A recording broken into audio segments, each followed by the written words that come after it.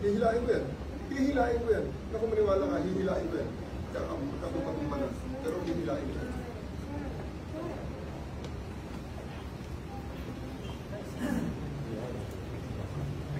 So, President, kung masusunod dito ngayon, reklamo niyo na ako. Gusto niya kausapin para lang makiklaro. Sino?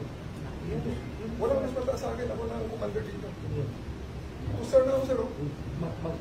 Diretso rin niya ako sa aeroplano. Yes. Okay, sir. Your lawyers are witnesses. You can always file. You have to kill me.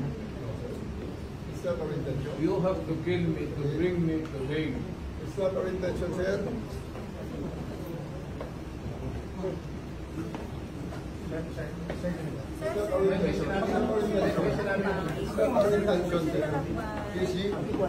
Sir, di ba siya po yung talaga? You know that it's not your duty. Okay? Alalayan lang si Presidente.